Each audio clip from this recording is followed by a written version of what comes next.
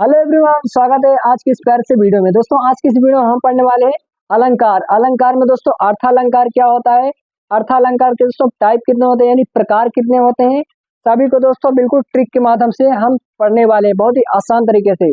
पहले दोस्तों हम परिभाषा देखेंगे, उसके बाद हम दोस्तों उसका उदाहरण देखेंगे, उसके बाद हम देखेंगे ट्रिक क्या होता है, ट्रिक से कैसे हम दोस्तों उपमा अलंकार कैसे पहचानेंगे, रूपालंकार कैसे पहचानेंगे और उत्प्रेक्षालंकार कैसे पहचानेंगे ट्रिक के माध्यम से। पहले दोस्तों हम देखेंगे अर्थालंकार, उसके बाद हम देखेंगे उपमा, फिर रूपक, फिर उत्प्रेक्ष अलंकार। तो पहले देख लेते हैं दोस्तों अर्थालंकार क्या होता है। लेकिन उससे पहले दोस्तों आप लोग जानते होंगे या बहुत लोग नहीं जानते होंगे कि अलंकार किसे कहते हैं। काव्य की शोभा बढ़ाने वाले को अलंकार कहते हैं। ये दोस्तों अलंकार का परिभाषा है, ठीक है। अब हम देख लेते हैं अर्थालंकार की परिभाषा यानी डिफिनेशन क्या होती है। दोस्तों आप देख सकते हो अर्थालंकार का डिफिनेशन मैंने बहुत ही सरल शब्दों में यहाँ पे लिखा है। तो अर्थालंकार क्या होता है दोस्तों, जहां दोस्तों अर्थ द्वारा शोभा बढ़ाया जाए वहां दोस्तों होता है अर्थालंकार। जी हाँ दोस्तों, यहाँ देख सकते हो अर्थालंकार यानी इसमें भी अर्थ आ रहा है दोस्तों, इसलिए अर्थ द्वारा, ठीक है। आप बहुत ही आसान तरीके से याद कर सकते हो। अर्थालंकार क्या होता है, जहां अर्थ द्वारा शोभा बढ़ाया जाए वहां अर्थालंकार होता है। जी हाँ दोस्तों, बहुत ही आसान तरीका है आपको याद करने का।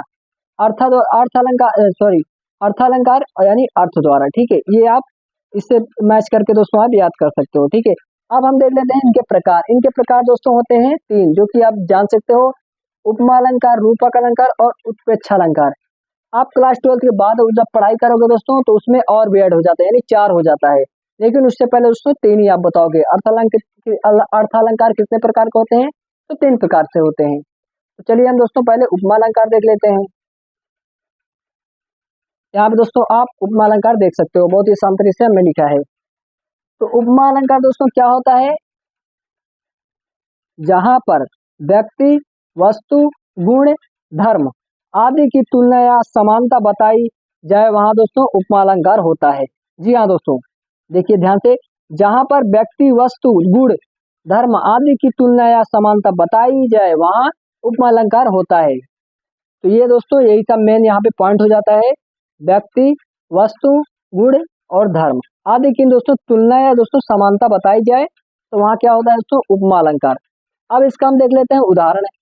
उदाहरण दोस्तों बहुत फेमस है, यहाँ पे देख सकते हो, राधा के चरण गुलाब के समान कोमल है। दोस्तों यहाँ पे देखिए राधा को जो चरण है दोस्तों वो गुलाब से यहाँ पे समानता या तुलना की जा रही है, आप देख सकते हो, क्योंकि दोस्तों हमने डिफिनेशन में यही चीज लिखा है, ठीक है। तो यहाँ दोस्तों इन दोनों का समानता दोस्तों यानी तुलना की जा रही है, ठीक है। राधा के चरण गुलाब के समान कोमल है, तो ये दोस्तों आप याद कर सकते हो। अब दोस्तों हम इसमें हम जान लेते हैं उपमेय दोस्तों उपमान और वाचक शब्द और साधारण धर्म किसे कहते हैं। देखिए दोस्तों ध्यान से देखिए, यहाँ पे उपमेय क्या होता है दोस्तों, उपमेय जिसकी समानता बताई जाए, ठीक है, जिसकी समानता बताई जाए। यहाँ पे देख सकते हो दोस्तों राधा के चरण गुलाब के समान कोमल है, यानी राधा का दोस्तों यहाँ पे बताई जा रही है क्या, समानता। तो हमारा दोस्तों यहाँ पे क्या हो जाएगा, ये आंसर में क्या हो जाएगा दोस्तों हमारा राधा, क्योंकि दोस्तों यहाँ पे देखिए राधा के चरण गुलाब के समान कोमल है, तो यानी दोस्तों राधा की यहाँ बात की जा रही है, जो कि जिसकी समानता बताई जाए, इसे क्या कहते हैं उपमेय। अगर दोस्तों आपको सारी चीज समझ में आ रही होगी। अब हम देख लेते हैं इसको, उपमान क्या होता है, जिससे तुलना की जाए, ठीक है, जिससे तुलना की जाए। तो यहाँ दोस्तों किससे तुलना की जा रही है, ध्यान से देखिए, राधा के चरण गुलाब के समान कोमल है।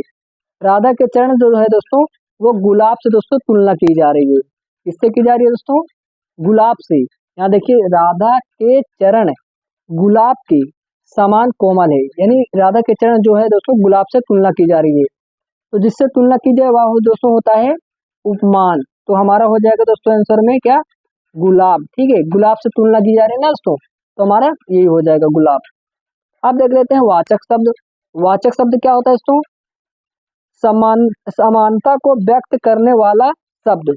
समानता को दोस्तों व्यक्त क्या कर रहा है, यहाँ पे देखिए राधा के चरण गुलाब के समान समान कोमल है, समान समान, यहाँ पे देखिए दोस्तों समानता को व्यक्त करने वाला, तो यही समान ही होगा दोस्तों, आप जान सकते हो बहुत आसान है। तो हमारा हो जाएगा आंसर में यहाँ पे समान, ठीक है, ये हो जाएगा समान, ये दोस्तों समान लिखा है, ठीक है, आप देख लीजिएगा ध्यान से।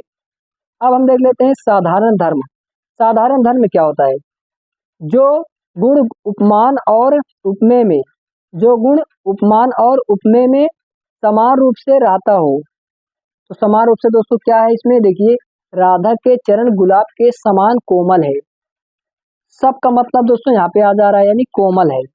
तो हमारे यहाँ पे आंसर में क्या हो जाएगा दोस्तों, कोमल हो जाएगा। ठीक है, अब हम दोस्तों देख लेते हैं दूसरा वाला। अब हम देखेंगे रूपक अलंकार क्या होता है। लेकिन दोस्तों उससे पहले हम पहले जान लेते हैं इसका उदाहरण में। जैसे दोस्तों यहाँ पे देखिए राधा के चरण गुलाब के समान कोमल है, तो कैसे पहचानेंगे ये दोस्तों ये उपमा अलंकार है। तो ट्रिक क्या होती है, पहले हम देख लेते हैं ट्रिक।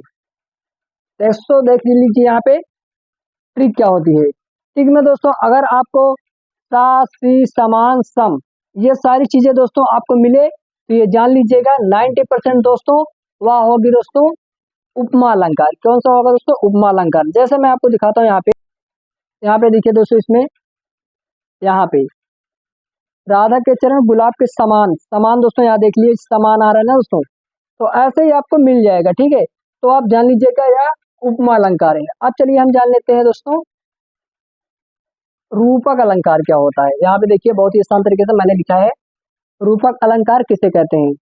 जहाँ उपमेय में उपमान का भेद रहित आरोप किया जाए वहां दोस्तों क्या होता है, रूपक अलंकार होता है। क्या होता है दोस्तों, रूपक अलंकार। जहाँ उपमेय में उपमान का भेद रहित आरोप किया जाए वहां रूपक अलंकार होता है। तो यहाँ देखिए दोस्तों मैंने बहुत ही सरल शब्द यहाँ पे लिखा है। उदाहरण जो होता है, चरण कमल बंधो हरिराई, हर जननी में बालक तेरा। आप एग्जाम्पल दोस्तों यहाँ पे देख सकते हो, बहुत ही आसान तरीका है। अब इसका हम देख लेते हैं ट्रिक। इसमें ट्रिक क्या होता है पहचानने की। तो दोस्तों इसमें ट्रिक बहुत ही आसान है। इसमें आपको वाचक शब्द मिलेगा। जो वाचक शब्द दोस्तों किसे कहते हैं, जो यहाँ पे बीच में मानस मानस की तरह लगा रहता है, इसी को दोस्तों बोलते हैं वाचक शब्द। ठीक है, ये जो मानस बीच में लगा है इसे कहते हैं वाचक शब्द। जैसे इस उदाहरण में देखिए यहाँ पे वाचक शब्द लगा है, यहाँ पर भी लगा है वाचक शब्द, तो यह एक वाचक चिन्ह तो यहाँ पे आपको मिल सकता है। ठीक है, और भी आप एग्जाम्पल लोगे दोस्तों उसमें भी ऐसा लगा रहेगा। आई होप कि दोस्तों आपको ये सारी चीज समझ में आ गई। तो ऐसा दोस्तों जो शब्द होता है, ये यहाँ पे एक शब्द हो जाता है, एक शब्द यहाँ पे, तो बीच में वाचक शब्द यहाँ पे लगा होता है। तो ये हो गया इसका ट्रिक। ठीक है, चलिए अब हम देख लेते हैं उत्प्रेक्षा अलंकार क्या होता है। अब दोस्तों आप देख लीजिए उत्प्रेक्षा अलंकार क्या होता है। देखिए यहाँ पे, जहाँ उपमेय में उपमान की संभावना की जाए वहां उत्प्रेक्षा अलंकार होता है। जी हाँ दोस्तों, जहाँ उपमेय में उपमान की संभावना की जाए वहां उत्प्रेक्षा अलंकार होता है। जैसे दोस्तों आप यहाँ पे देखिए एग्जाम्पल, उदाहरण आप दोस्तों यहाँ पे देख सकते हो, बहुत ही आसान। या दोस्तों चौपाई के रूप में होता है, बहुत ही आसान होता है। पुलक प्रकट करती है धरती हरित तृणों की टोकों से, मानो झूम रही है तारू भी मंद पवन की झोंकों से। ये दोस्तों इसका एग्जाम्पल हो गया। तो दोस्तों आई होप कि आपको सारी चीज समझ में आ गई। तो वीडियो कैसे लगी कमेंट बॉक्स में जरूर बताइए। मिलते किसी और वीडियो में, तब तक के लिए जय हिंद, जय भारत, वंदे मातरम।